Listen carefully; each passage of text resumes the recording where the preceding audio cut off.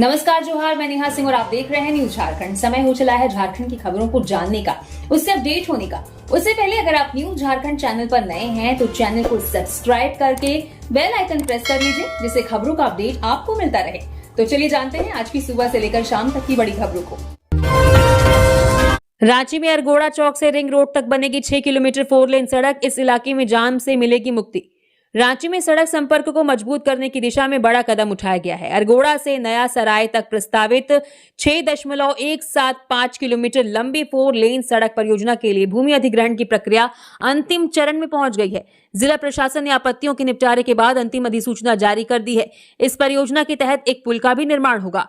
सड़क बनने के बाद शहर के पश्चिमी हिस्से में ट्रैफिक का दबाव कम होगा और रिंग रोड से शहर में आने जाने वाले वाहनों को बेहतर वैकल्पिक मार्ग मिलेगा। परियोजना के लिए नगरीय अंचल के मुड़मा, पुंदाग, सपारोम और टुंडुल गांव की करीब 9.27 एकड़ भूमि अधिग्रहित की जाएगी। इसमें सबसे अधिक 5.821 एकड़ जमीन पुंदाग की है, जबकि मुड़मा, सपारोम और टुंडुल की भी भूमि इसमें शामिल है। झारखंड में जुलाई के पहले 10 दिन होगी अच्छी बारिश, फिर कमजोर पड़ सकता है मॉनसून। झारखंड में जुलाई महीने की शुरुआत अच्छी बारिश के साथ होने की संभावना है। मौसम विभाग के अनुसार 3 जुलाई को उत्तरी बंगाल की खाड़ी में निम्न दबाव का क्षेत्र बनने से राज्य के अधिकांश हिस्सों में महीने के पहले 10 दिनों तक अच्छी वर्षा होगी। आज भी राज्य के कई जिलों में सुबह से ही आसमान में बादल छाए हुए हैं और रुक रुक कर बारिश हो रही है, जिससे लोगों को उमस और तेज गर्मी से काफी राहत मिली है। लगातार बारिश के कारण अधिकतम तापमान में भी गिरावट दर्ज होने की उम्मीद है। हालांकि बीच बीच में बारिश का ब्रेक रहने से कुछ समय के लिए उमस बढ़ सकती है। विभाग का अनुमान है कि पूरे जुलाई महीने में सामान्य से कम बारिश हो सकती है। मौसम विभाग के अनुसार शुरुआती 1.5 सप्ताह तक मानसून सक्रिय रहेगा, लेकिन इसके बाद बारिश की गतिविधियां कमजोर पड़ सकती हैं। इसकी बड़ी वजह प्रशांत महासागर में विकसित हो रही अल नीनो की स्थिति को माना जा रहा है, जिसका असर मानसून की रफ्तार और वर्षा पर पड़ सकता है। इसे देखते हुए कृषि विशेषज्ञों ने किसानों को सलाह दी है कि शुरुआती अच्छी बारिश का लाभ उठाते हुए पहले निचले खेतों में धान की रुपाई करें, जहां पानी का पर्याप्त ठहराव हो सके। वहीं ऊंचाई वाले खेतों में दलहन और तिलहन की खेती अधिक लाभदायक रहेगी। विशेषज्ञों का कहना है कि मौसम के बदलते हालात को ध्यान में रखकर फसल की योजना बनाने से नुकसान की आशंका कम होगी। कोडरमा घाटी में एक साथ टकराई 5 गाड़ियां। मूसलाधार बारिश से ट्रक पलटा, फिर एक के बाद एक गाड़ियों में टक्कर, सड़क जाम। कोडरमा घाटी के खतरनाक माने जाने वाले 9वां माइल क्षेत्र में बुधवार रात भारी बारिश के कारण एक के बाद एक कई गाड़ियां आपस में टकरा गई। सबसे पहले बिहार से कपड़े लेकर आ रहा एक ट्रक अनियंत्रित होकर सड़क पर पलट गया, जिससे उसका सारा सामान बिखर गया और रास्ता बंद हो गया। इसके कुछ ही देर बाद राख से लदा एक हाईवा भी उसी जगह फिसलकर पलट गया। इन हादसों की वजह से पीछे से आ रही अन्य गाड़ियां भी आपस में टकरा गई, जिससे रांची पटना मुख्य मार्ग पर कई किलोमीटर लंबा भारी जाम लग गया। हादसे की खबर मिलते ही स्थानीय पुलिस टीम ने मौके पर पहुंचकर राहत कार्य शुरू किया। पूरी रात यात्री जाम में फंसे रहे और काफी परेशान हुए, जबकि कुछ ड्राइवरों ने बरही गया वाले दूसरे रास्ते का इस्तेमाल किया। सुबह होते होते पुलिस ने रास्ता साफ कराया, जिसके बाद वाहनों की आवाजाही दोबारा सामान्य हो सकी। रिटायर्ड पारा शिक्षकों को बड़ी राहत, संविदा सेवा भी पेंशन में जोड़ी जाएगी। 10 वर्ष की नियमित सेवा पूरी नहीं होने पर रोकी थी पेंशन। झारखंड हाईकोर्ट ने बुधवार को उन पारा शिक्षकों को बड़ी राहत दी जो बाद में नियमित नियुक्ति के तहत इंटर प्रशिक्षित शिक्षक बने और सेवानिवृत्त हुए। जस्टिस दीपक रोशन की कोर्ट ने कहा कि अगर किसी कर्मचारी ने बिना किसी सेवा व्यवधान के पहले संविदा पर और फिर उसी विभाग में नियमित सेवा दी है तो उसकी पूरी सेवा अवधि को पेंशन योग्य सेवा मानी जानी चाहिए। कोर्ट ने राज्य सरकार को निर्देश दिया कि पारा शिक्षक के रूप में दी गई सेवा अवधि को पेंशन योग्य सेवा में जोड़ते हुए सभी याचिकाकर्ताओं की पेंशन अन्य सेवानिवृत्ति लाभ की पुनर्गणना कर निर्धारित समय सीमा के भीतर भुगतान करे। धनबाद, गिरिडीह, रामगढ़ और पाकुड़ के 5 रिटायर्ड शिक्षकों की याचिका पर सुनवाई करते हुए कोर्ट ने ये फैसला सुनाया। रांची में आरएसएस कार्यालय पर पेट्रोल बम हमला, एनआईए ने दर्ज किया केस, अंतर्राष्ट्रीय कनेक्शन की जांच शुरू, एटीएस ने सौंपी केस डायरी। रांची में आरएसएस के दफ्तर पर 16 जून की रात को कुछ बदमाशों ने पेट्रोल बम से हमला किया था। इस मामले की गंभीरता और विदेशी आतंकवादियों से संबंध होने के शक को देखते हुए अब इसकी जांच देश की बड़ी एजेंसी एनआईए को सौंप दी गई है। एनआईए ने इस मामले में कड़े कानूनों के तहत केस दर्ज कर लिया है और झारखंड पुलिस से अब तक के सारे सबूत अपने हाथ में ले लिए हैं। इस मामले में पुलिस ने 3 आरोपियों को पकड़ा है, जिनके संबंध दिल्ली, मुंबई और उत्तर प्रदेश जैसे राज्यों से मिले हैं। जांच में पता चला है कि इन आरोपियों ने विदेश यात्राएं भी की हैं और ये कुछ संदिग्ध लोगों के संपर्क में थे। अब एनआईए इनके फोन रिकॉर्ड और पैसों की लेन देन की बारीकी से जांच कर रही है, ताकि ये साफ हो सके कि इस हमले के पीछे किस संगठन का हाथ था और उन्हें मदद कहां से मिल रही थी। चांडिल रेलवे स्टेशन पर दर्दनाक हादसा, ट्रेन की चपेट में आने से रेलवे कर्मी की पत्नी की मौत। सरायकेला खरसावां जिले के चांडिल रेलवे स्टेशन के पास ट्रेन से कटकर 39 साल की पम्मी तिवारी की मौत हो गई। वो रेलवे के गेटमैन अनंत तिवारी की पत्नी थी। बुधवार की शाम को पम्मी अपनी सहेली से मिलने रेलवे लाइन के दूसरी तरफ गई थी, क्योंकि वो कुछ दिनों में अमरनाथ यात्रा पर जाने वाली थी। देर रात करीब 10 बजे घर लौटते समय रेलवे ट्रैक पार करते वक्त वे किसी अनजान ट्रेन की चपेट में आ गई और मौके पर ही उनकी मौत हो गई। इस हादसे के बाद पूरे इलाके और रेलवे कॉलोनी में मातम छाया हुआ है।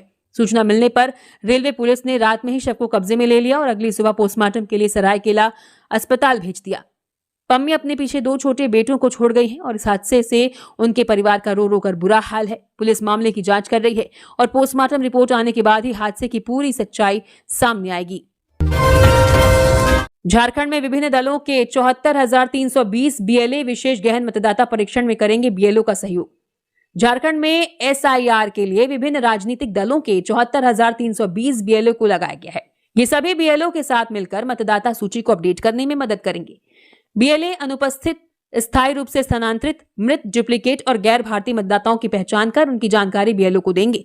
राज्य के 29,562 मतदान केंद्रों के लिए 29,571 बीएलओ तैनात किए गए हैं, जो मतदाताओं को आंशिक रूप से भरे हुए इन्यूमरेशन फॉर्म उपलब्ध करा रहे हैं। इन फॉर्म को भरने में भी बीएलए मतदाताओं की मदद कर रहे हैं। मतदान केंद्रवार बीएलए की संख्या पर नजर डालें तो भाजपा सबसे मजबूत स्थिति में दिखाई देती है। हालांकि 1,345 मतदान केंद्र ऐसे हैं जहां भाजपा का भी कोई बीएलए नहीं है। वहीं जम्मू के 10,293 और कांग्रेस के 10,409 मतदान केंद्रों पर बीएलए नियुक्त नहीं है। आजसू, राजद, भाकपा माले और बसपा सहित अन्य दलों के बीएलए भी इस अभियान में शामिल हैं, लेकिन बूथ स्तर पर उनकी मौजूदगी अपेक्षाकृत कम है। हिमांशु हत्याकांड पर बोले बाबूलाल, सिर्फ निलंबन नहीं, दोषी पुलिसकर्मियों पर एफआईआर भी होनी चाहिए। नेता प्रतिपक्ष बाबूलाल मरांडी ने हिमांशु हत्याकांड पर प्रतिक्रिया दी है। उन्होंने एसएसपी और एसपी को निलंबित करने को लेकर दिखावटी कार्रवाई बताया है। मरांडी ने कहा कि अगर सरकार इस मामले में गंभीर है तो जिन पुलिसकर्मियों की मौजूदगी में घटना हुई उनके खिलाफ एफआईआर दर्ज कर कानूनी कार्रवाई की जानी चाहिए। बाबूलाल ने आरोप लगाया कि मुख्यमंत्री की सुरक्षा में तैनात एएसआई अजय सिंह के सामने डीजीपी तक नतमस्तक हैं। उनके सामने पुलिस अधिकारियों के तबादले से लेकर अवैध वसूली तक कई काम उनके इशारे पर होते हैं। मरांडी ने कहा कि जब तक इस तरह की व्यवस्था खत्म नहीं होगी तब तक राज्य में कानून व्यवस्था मजबूत नहीं हो सकती। झारखंड में हर विश्वविद्यालय का होगा एक बैंक खाता। शिक्षकों और कर्मचारियों को हर महीने 3 तारीख तक मिलेगा वेतन। झारखंड सरकार विश्वविद्यालयों की पुरानी और बिखरी हुई वित्तीय व्यवस्था को पूरी तरह बदलने जा रही है। अब कॉलेजों, विभागों और परीक्षाओं के नाम पर अलग अलग चलने वाले दर्जनों बैंक खाते बंद कर दिए जाएंगे। इसकी जगह पूरी यूनिवर्सिटी का सिर्फ एक मुख्य खाता, सिंगल नोडल अकाउंट होगा। बजट, बिल, ऑडिट और भुगतान से लेकर शिक्षकों और कर्मचारियों के वेतन जो हर महीने की 3 तारीख तक मिल जाएगा, उसका सारा काम ई समर्थन पोर्टल के जरिए ऑनलाइन होगा। अब नगद लेन देन और कागजी वाउचर पूरी तरह बंद हो जाएंगे, जिससे एक एक रुपए के खर्च पर ऑनलाइन नजर रखी जा सकेगी। पैसों की हेराफेरी रोकने के लिए भुगतान की 3 स्तरीय प्रणाली मेकर, चेकर और अप्रूवर लागू होगी, यानी 3 अधिकारियों की मंजूरी के बाद ही पैसा ट्रांसफर हो सकेगा। अध्यादेश लागू होने के बाद विश्वविद्यालयों को अपने सभी पुराने खातों का पैसा 1 साल के भीतर इस नए सिंगल अकाउंट में शिफ्ट करना होगा। इस बदलाव से बरसों से बिना हिसाब किताब के पड़े करोड़ों रुपयों का मिलान आसानी से हो सकेगा और पूरी व्यवस्था पारदर्शी बनी रहेगी। हाईकोर्ट का निर्देश, मुक्त कराए गए 300 मजदूरों के दस्तावेज सत्यापन कर फाइनल सूची दे गढ़वा डीसी। बंधुआ मजदूरों को सरकारी लाभ और मुआवजा दिलाने को लेकर दाखिल जनहित सेवा प्रतिष्ठान की जनहित याचिका पर गुरुवार को हाईकोर्ट में सुनवाई हुई। मामले में कोर्ट ने मुक्त कराए गए 300 मजदूरों के दस्तावेज का सत्यापन कर फाइनल सूची गढ़वा डीसी को देने का निर्देश दिया है। इससे पहले सरकार की ओर से कोर्ट को बताया गया कि दस्तावेज वेरिफिकेशन के लिए 300 में से 299 मजदूर पहुंचे थे। इनमें से कई मजदूरों के संदर्भ में संबंधित राज्य से उनके संबंध में कोई दस्तावेज नहीं मिल पाया है, जिस पर कोर्ट ने नाराजगी जताते हुए कहा कि प्रार्थी ने जो 300 लोगों की सूची दी है उसका सत्यापन जल्द कर इन्हें सरकारी सुविधा मुहैया कराई जानी चाहिए। इससे पहले सुनवाई के दौरान प्रार्थी की ओर से कोर्ट को बताया गया था कि बंधुआ मजदूरी प्रणाली अधिनियम के तहत मुक्त कराए गए 300 मजदूरों को तत्काल मुआवजा, पुनर्वास और अन्य सरकारी सुविधाएं दिलाया जाए। हाईकोर्ट के चीफ जस्टिस एमएस सोनक व न्यायमूर्ति राजेश रंकर की पीठ ने मामले की सुनवाई की। अगली सुनवाई 17 सितंबर को होगी। झारखंड के 24 प्रखंडों को नए वाहन, ग्रामीण विकास विभाग ने बढ़ाई योजनाओं की रफ्तार, बीडीओ को मिली गाड़ी। रांची में ग्रामीण विकास विभाग की ओर से एक कार्यक्रम आयोजित कर 24 प्रखंड विकास पदाधिकारियों को नई गाड़ियां दी गई। इस मौके पर ग्रामीण विकास मंत्री दीपिका पांडे सिंह और सचिव मनोज कुमार मौजूद रहे। सरकार का मकसद इन गाड़ियों के जरिए गांव में चल रही सरकारी योजनाओं की अच्छे से देखरेख करना और विकास के कामों को तेजी से पूरा करना है। अधिकारियों ने बताया कि केंद्र सरकार के लक्ष्यों को समय पर पूरा करने में बीडीओ की भूमिका सबसे बड़ी है। अभी 24 ब्लॉकों को गाड़ियां मिली हैं और इस साल के आखिरी तक राज्य के बाकी सभी ब्लॉकों को भी नई गाड़ियां दी जाएंगी। ग्रामीण विकास मंत्री ने अधिकारियों से कहा कि अब गांव की सड़कें अच्छी हो गई हैं और लोग आसानी से ब्लॉक ऑफिस पहुंच रहे हैं, इसलिए जनता के काम बिना किसी रुकावट के होने चाहिए। उन्होंने सरकारी पैसे का सही इस्तेमाल करने और पंचायत के मुखियाओं की मदद करने की बात कही ताकि विकास का लाभ आखिरी व्यक्ति तक पहुंचे। सरकार का पूरा ध्यान गांव को डिजिटल बनाने पर है ताकि ज्यादा से ज्यादा सरकारी सुविधाएं पंचायत स्तर पर ही मिल सके और ग्रामीणों को परेशान न होना पड़े। सांसद ढुल्लू महतो पर विधायक ने लगाया गंभीर आरोप, पासपोर्ट जब्त कर की सीबीआई और एनआईए जांच की मांग। धनबाद में निरसा फ्लाईओवर को लेकर सांसद ढुल्लू महतो और विधायक अरूप चटर्जी के बीच राजनीतिक लड़ाई बहुत बढ़ गई है। विधायक अरुण चटर्जी ने एक प्रेस कॉन्फ्रेंस करके सांसद पर गंभीर आरोप लगाए हैं। उनका कहना है कि सांसद के संबंध गैंगस्टर प्रिंस खान से हैं, इसलिए केंद्र सरकार को सीबीआई और एनआईए जैसी एजेंसियों से उनके पैसों के लेन देन की जांच करानी चाहिए और उनका पासपोर्ट जब्त करना चाहिए। विधायक ने कोयला तस्करी का मुद्दा उठाते हुए कहा कि अगर इस मामले की जांच होती है तो सांसद के खिलाफ भी जांच होनी चाहिए। ये पूरा विवाद तब शुरू हुआ था जब सांसद ढुल्लू महतो ने विधायक पर फ्लाईओवर के काम में रुकावट डालने और रंगदारी मांगने का आरोप लगाया था। इसके अलावा सांसद ने विधायक के बेटे न होने पर भी कुछ टिप्पणी की थी, जिसका जवाब देते हुए विधायक ने कहा कि उन्हें अपनी दोनों बेटियों पर बहुत गर्व है। फिलहाल दोनों नेता एक दूसरे पर जमकर आरोप लगा रहे हैं और इस वजह से वहां की राजनीति काफी गर्मा गई है। हालांकि अभी तक इन आरोपों का कोई पक्का सबूत सामने नहीं आया है। रांची की एक शराब फैक्ट्री में देर रात छापा, पूर्व एमएलसी समेत 3 जेल भेजे गए। रांची के ओरमांझी स्थित तरंगनी ब्लेंडर्स प्राइवेट लिमिटेड शराब फैक्ट्री में पुलिस और उत्पाद विभाग ने देर रात बड़ी छापेमारी की। इस कार्रवाई में बिहार के पूर्व एमएलसी सुबोध राय, उनके ड्राइवर और एक कर्मचारी को गिरफ्तार कर जेल भेज दिया गया है। करीब 8 घंटे चली इस छापेमारी में भारी मात्रा में अवैध शराब और बियर की पेटियां बरामद की गई। जांच में पता चला कि इस फैक्ट्री में तैयार शराब पर दिल्ली और उत्तर प्रदेश जैसे दूसरे राज्यों के नामी ब्रांडों के फर्जी लेबल लगाकर उन्हें कम कीमत पर बेचने की तैयारी थी। इस खुलासे के बाद उत्पाद विभाग की सुरक्षा और निगरानी व्यवस्था पर गंभीर सवाल उठ रहे हैं। नियमों के मुताबिक हर शराब फैक्ट्री की निगरानी के लिए वहां सरकारी अधिकारी तैनात रहता है, फिर भी अधिकारियों की नाक के नीचे इतना बड़ा फर्जीवाड़ा चल रहा था। हैरानी की बात यह है कि इस फैक्ट्री में 2 साल पहले भी गड़बड़ी पाई गई थी, जिसके बाद विभाग ने इसे सील कर दिया था। फिलहाल पुलिस और जांच एजेंसियां मामले की गहराई से जांच कर रही हैं ताकि इस रैकेट से जुड़े अन्य लोगों का पता लगाया जा सके। हिमांशु हत्याकांड के बाद पुलिस सख्त, शहर के सभी बार पब की 24 घंटे के भीतर जांच के आदेश। हिमांशु सिंह हत्याकांड के बाद जमशेदपुर पुलिस पूरी तरह सख्ती के मूड में नजर आ रही है। मामले को लेकर देर रात समीक्षा बैठक में एडीजी मनोज कौशिक ने सभी थाना प्रभारियों को अपने अपने क्षेत्र के सभी बार और पब की 24 घंटे के भीतर जांच कर रिपोर्ट संबंधित एसडीओ को सौंपने का निर्देश दिया। उन्होंने साफ कहा है कि जांच में किसी भी तरह की अनियमितता या नियमों का उल्लंघन मिलने पर संबंधित बार पब के खिलाफ सख्त कानूनी कार्रवाई की जाएगी।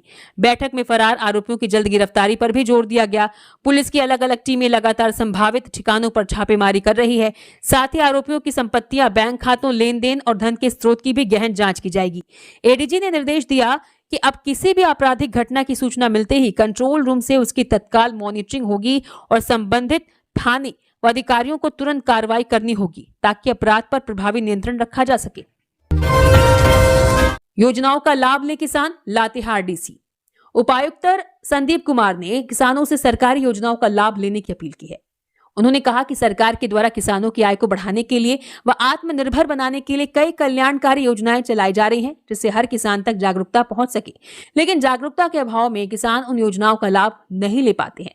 बिरसा किसान रथ किसानों को सरकारी योजनाओं की जानकारी देने के साथ साथ आधुनिक व वैज्ञानिक तरीके से खेती करने के उपायों को भी बताएगा।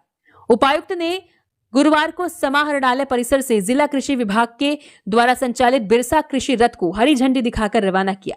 ये रथ ग्रामीण क्षेत्रों में जाकर किसानों को आधुनिक कृषि तकनीक, उन्नत खेती और सरकारी योजनाओं की जानकारी देगा और उन्हें इन योजनाओं का लाभ लेने की जानकारी देगा। मौके पर जिला कृषि पदाधिकारी नेहा निश्चल ने कहा कि बिरसा कृषि रथ झारखंड सरकार द्वारा चलाई जा रही एक विशेष जागरूकता पहल है।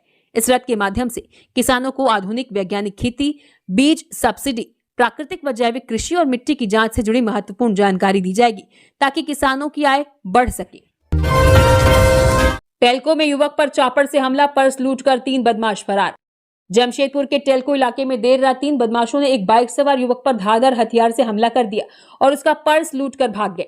पीड़ित का नाम अशीम बनर्जी है, जो बिरसा नगर के रहने वाले हैं। वो रात करीब 12 बजे मानगो से अपने घर लौट रहे थे, तभी तार कंपनी रोड पर बदमाशों ने उन्हें घेर लिया। हमले में खुद को बचाते हुए अशीम के दोनों हाथ बुरी तरह कट गए, जिससे इलाके में डर का माहौल है।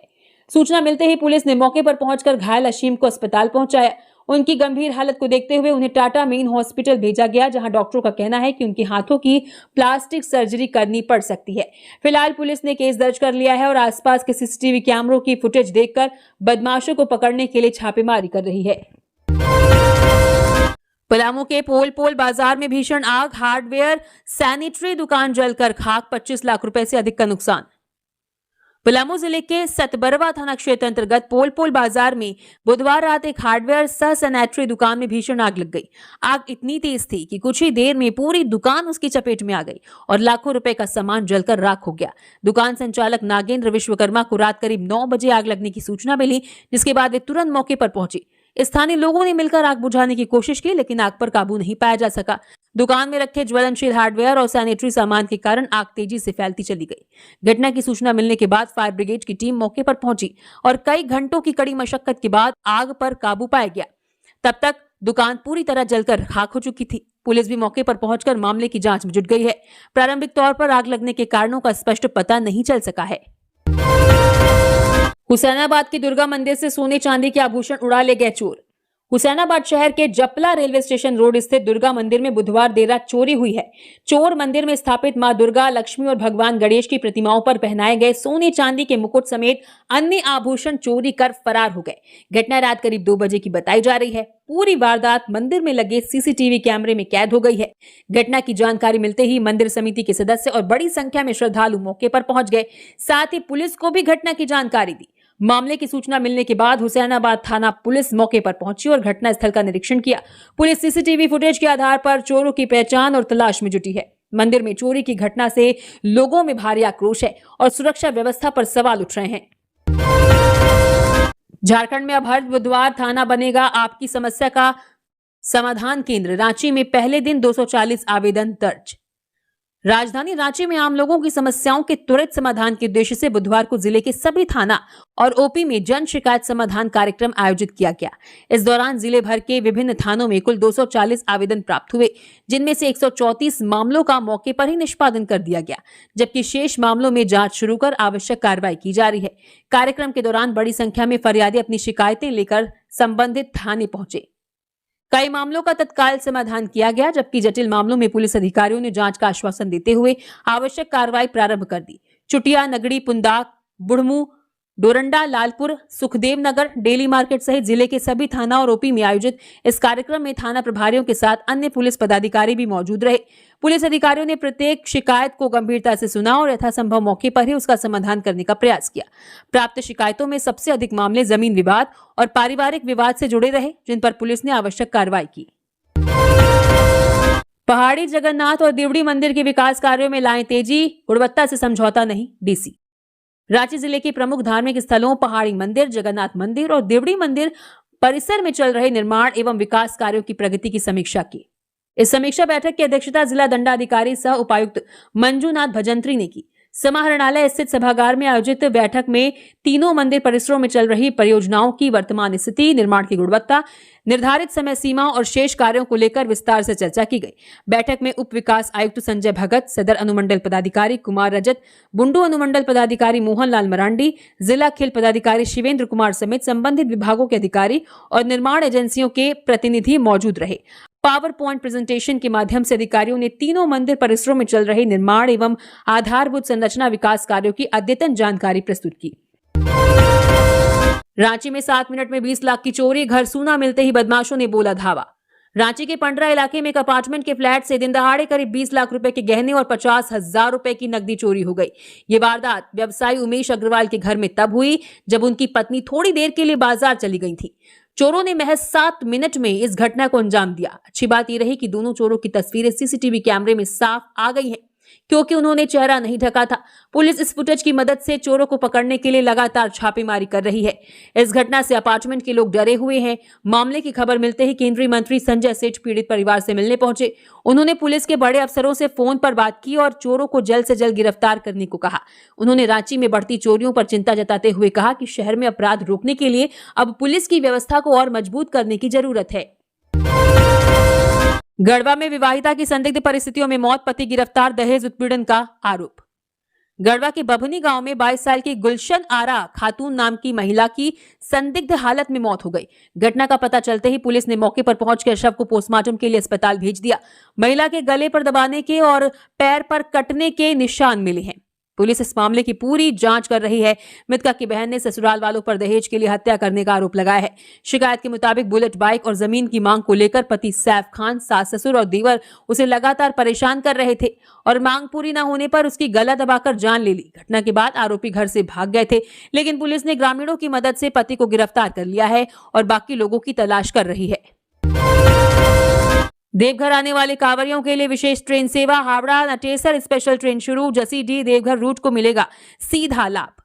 श्रावणी मेले में बाबा बैद्यनाथ धाम जाने वाले भक्तों के लिए रेलवे ने खुशखबरी दी है। 5 जुलाई से 29 सितंबर 2026 तक हावड़ा और नटेसर के बीच एक स्पेशल ट्रेन चलाई जाएगी। ये ट्रेन जसीडीह और मधुपुर जैसे बड़े स्टेशनों पर रुकेगी, जिससे कांवरियों को देवघर पहुंचने में बहुत आसानी होगी। इसके अलावा भीड़ को देखते हुए हावड़ा पटना और पटना खुर्दा रोड जाने वाली स्पेशल ट्रेनों के चक्कर भी बढ़ा दिए गए हैं, ताकि यात्रियों को टिकट मिलने में आसानी हो। दूसरी तरफ पटरियों की मरम्मत के काम की वजह से आज 2 जुलाई को जसीडीह अंडाल और बर्धमान झाझा के बीच चलने वाली मेमू ट्रेनें रद्द रहेंगी। रेलवे ने सभी यात्रियों से कहा है कि वे इन बदलावों को देखकर ही घर से निकलें और अपनी यात्रा की प्लानिंग करें। साइबर ठगी मामले में 2 युवकों को 3 साल की जेल, 50-50 हजार जुर्माना। जामताड़ा की जिला एवं सत्र न्यायालय ने साइबर ठगी के एक पुराने मामले में कर्माटांड़ थाना क्षेत्र के रामपुर निवासी दिवाकर मंडल और मिथुन मंडल को 3-3 वर्ष के सश्रम कारावास की सजा सुनाई है। जिला जज प्रथम अजय कुमार श्रीवास्तव की अदालत ने दोनों को साइबर एक्ट की धारा 66C के तहत दोषी ठहराते हुए 50-50 हजार रुपए का जुर्माना भी लगाया है। जुर्माना नहीं भरने पर 6-6 महीने की अतिरिक्त जेल काटनी होगी। ये मामला 11 मार्च 2017 का है, जब कर्माटांड़ पुलिस ने गुप्त सूचना के आधार पर रामपुर गांव में छापेमारी कर दोनों आरोपियों को गिरफ्तार किया था। पुलिस ने मौके से आधा दर्जन मोबाइल फोन, कई सिम कार्ड और भारी मात्रा में नकदी बरामद की थी। जांच में साइबर ठगी के जरिए अवैध संपत्ति अर्जित करने की पुष्टि हुई। सुनवाई के दौरान गवाहों और पुख्ता साक्ष्यों के आधार पर अदालत ने दोनों को दोषी मानते हुए सजा सुनाई। उत्क्रमित मध्य विद्यालय में पानी व कक्षाओं का अभाव, छात्र शिक्षक परेशान। जामताड़ा के नारायणपुर प्रखंड में स्थित उत्क्रमित मध्य विद्यालय जंगलपुर में बुनियादी सुविधाओं की भारी कमी है, जिससे बच्चों की पढ़ाई और सेहत पर बुरा असर पड़ रहा है। करीब 200 छात्रों वाले इस स्कूल में पीने के लिए पानी का ही कोई साधन नहीं है। मध्याह्न भोजन बनाने और बच्चों के पीने के लिए 500 मीटर दूर एक कुएं से पानी लाना पड़ता है। स्कूल के प्रधानाध्यापक और ग्रामीणों का कहना है कि यहाँ साधारण बोरिंग से पानी नहीं निकलता, इसलिए समस्या को हमेशा के लिए दूर करने के लिए डीप बोरिंग कराना बेहद जरूरी है। इसके अलावा स्कूल में कमरों की भी भारी कमी है। यहाँ 1ली से 8वीं तक की पढ़ाई सिर्फ 6 कमरों में होती है, जिसके कारण बच्चों को अलग अलग कक्षाओं में बैठाना मुश्किल हो जाता है। इन्हीं कमरों को कंप्यूटर क्लास, लाइब्रेरी और ऑफिस की तरह भी इस्तेमाल करना पड़ता है। नए कमरों के लिए शिक्षा विभाग को कई बार पत्र लिखा गया, लेकिन अब तक कोई कदम नहीं उठाया गया। अब ग्रामीणों और अभिभावकों ने प्रशासन से मांग की है कि स्कूल में पानी और कमरों की व्यवस्था जल्द से जल्द सुधारी जाए। धनबाद बस स्टैंड के पास अज्ञात व्यक्ति का शव मिला। लोगों ने दी जानकारी, कचरा चुनने का करता था काम, पहचान की कोशिश जारी। धनबाद बस स्टैंड के पास आज गुरुवार सुबह सड़क किनारे एक अज्ञात व्यक्ति का शव मिलने से इलाके में सनसनी फैल गई।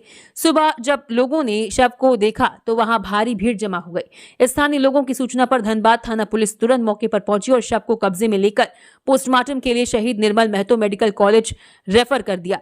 पुलिस फिलहाल मृतक की पहचान करने और उसकी मौत के असली कारणों का पता लगाने में जुटी हुई। स्थानीय निवासी शंभू सिंह के अनुसार मृतक पिछले कई दिनों से बस स्टैंड के आसपास कचरा चुनने का काम करता था और उसे मिलने वाले पैसों से शराब पीता था। आज गुरुवार सुबह जब शंभू सिंह ने उसे अचेत अवस्था में देखा तो पास जाकर उसकी पहचान की और पुलिस को खबर दी। पुलिस का कहना है कि पोस्टमार्टम रिपोर्ट आने के बाद ही मौत की सही वजह साफ हो पाएगी और मामले की जांच लगातार जारी है। गैंगवार का साइड इफेक्ट, दोगे तो मारे जाओगे, नहीं दोगे तब भी मारे जाओगे। झारखंड में गैंगस्टरों की आपसी लड़ाई और रंगदारी की मांग ने व्यापारियों को बड़ी मुसीबत में डाल दिया है। एक तरफ गैंगस्टर प्रिंस खान कारोबारियों को फोन और व्हाट्सएप पर धमकी देकर पैसे मांग रहा है, तो दूसरी तरफ gangster Rahul Singh social media पर चेतावनी दे रहा है कि किसी को पैसा मत देना, नहीं तो अंजाम बुरा होगा। अब व्यापारी दोहरी मुसीबत में फंस गए हैं। अगर पैसा नहीं देते तो जान का खतरा है, और अगर देते हैं तो दूसरे गैंग के निशाने पर आने का डर है। हाल ही में रांची में एक होटल मालिक की हत्या और जगह जगह हुई गोलीबारी से व्यापारियों में खौफ का माहौल है। इस डर की वजह से व्यापारियों के लिए शांति से काम करना मुश्किल हो गया है। व्यापारिक संगठनों का कहना है कि लगातार मिल रही धमकियों ने उनकी सुरक्षा को खतरे में डाल दिया है। अब पुलिस के सामने केवल इन अपराधियों को पकड़ने की ही चुनौती नहीं है, बल्कि डरे हुए कारोबारियों के मन से इस डर को दूर करना है और उन्हें सुरक्षा का पूरा भरोसा दिलाना भी सबसे बड़ा काम बन गया है। इसी तरह और भी खबरों से अपडेट रहने के लिए न्यूज़ झारखंड चैनल को सब्सक्राइब करिए। धन्यवाद।